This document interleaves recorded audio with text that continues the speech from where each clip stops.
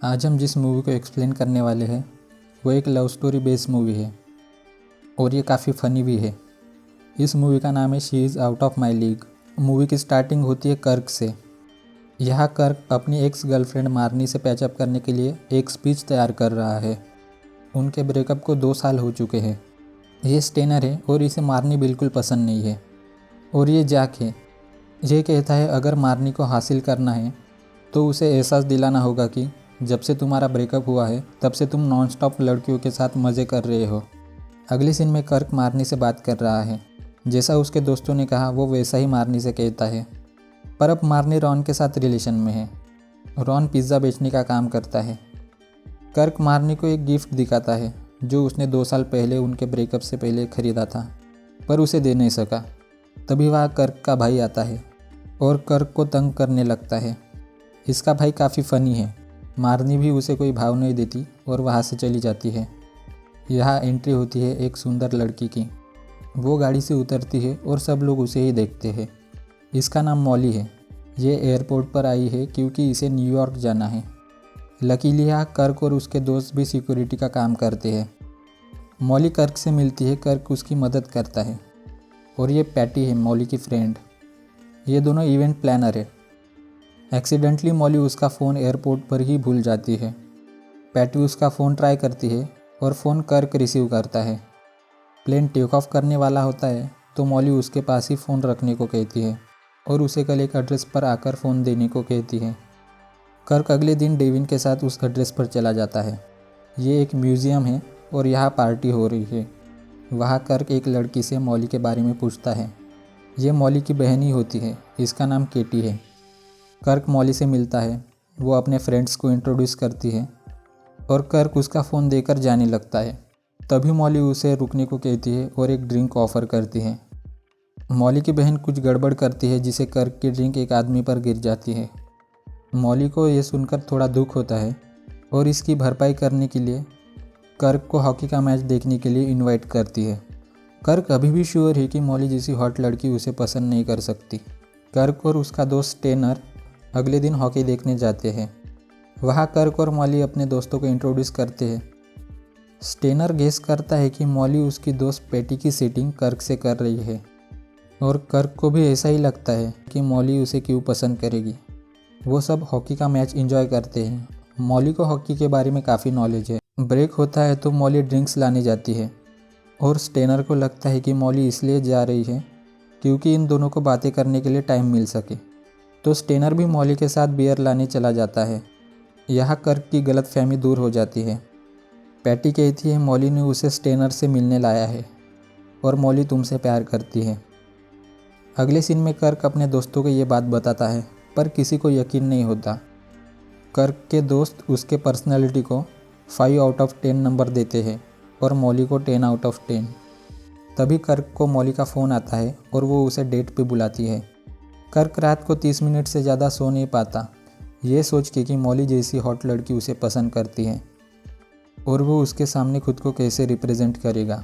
रात को वो डेट पे जाता है और हम देखते हैं कि कर्क काफ़ी नर्वस है, जिससे वो फ़नी हरकत करने लगता है। मॉली भी उसकी नर्वसनेस देखकर हंसती है। थोड़ी देर बाद कर्क नोटिस करता है कि होटल्स के वेटर ने भी सेम उसी की तरह कपड़े पहने हैं। तभी एक औरत वहाँ स्वेटर भूल जाती है तो कर्क उसे स्वेटर देने जाता है।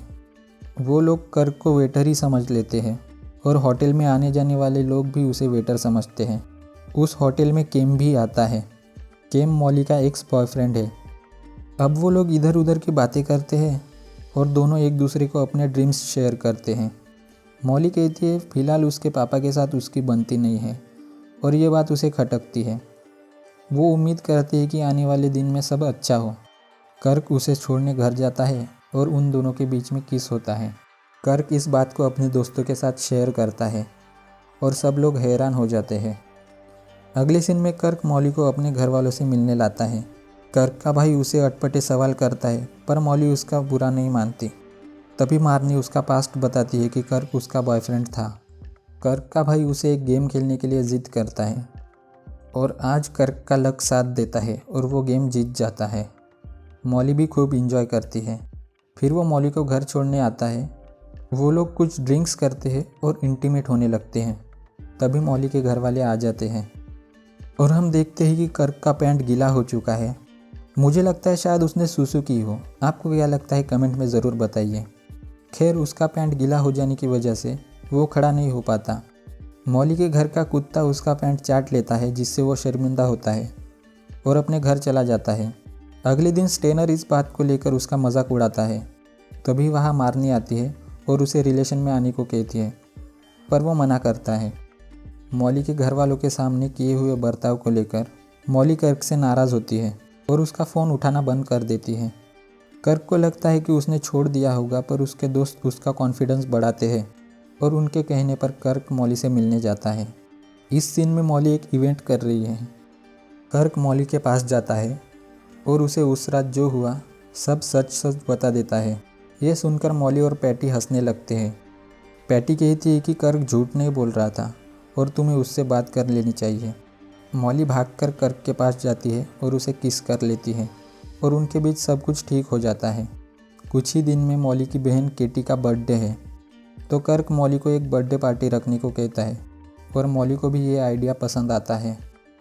अगले सीन में कर्क के दोस्त उसे रिलेशन के बारे में कुछ टिप्स देते हैं और कर्क भी शेविंग करने लगता है।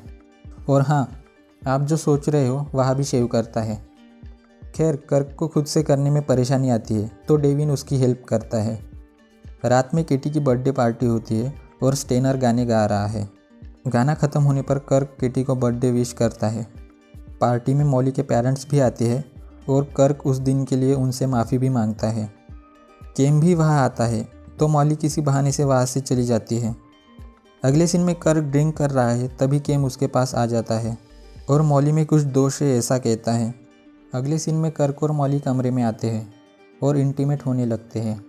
थोड़ी देर बाद मॉली उसके पैरों की उंगलियां दिखाती है। दरअसल उसकी उंगलियां छोटी छोटी होती है और केम ने भी यही बात कर्क से की थी। दरअसल केम इस बात को मॉली का दोष समझता है और इसलिए उसने मॉली से ब्रेकअप किया था। इसी दोष वाली बात को लेकर मॉली और कर्क में भी अनबन होती है और कर्क चला जाता है। मॉली का दिल टूट जाता है तो वो रोने लगती है। अगले सीन में कर्क मार्नी के कहने पर उससे पैचअप करता है और उसके साथ ब्रैनसन चला जाता है। ये बात कर्क के दोस्तों को अजीब लगती है और वो उसे समझाते भी है। कर्क का भी ब्रैनसन जाने का कोई मन नहीं होता, पर मॉली से ब्रेकअप के दुख में वो चला जाता है। स्टेनर भागते हुए अपने एक्स गर्लफ्रेंड टीना के पास जाता है। दरअसल उनके बीच में कुछ मिसअंडरस्टैंडिंग हो गई थी और अब सब सॉर्ट आउट हो जाता है। स्टेनर वापस भागते हुए कर्क के पास जाता है, उसे प्लेन से उतरने को कहता है और उसे कहता है कि तुम्हारे और मॉली के बीच में भी मिसअंडरस्टैंडिंग हुई है, जैसे मेरे और टीना के बीच हुई थी। पर वह पायलट आकर स्टेनर को निकाल देता है।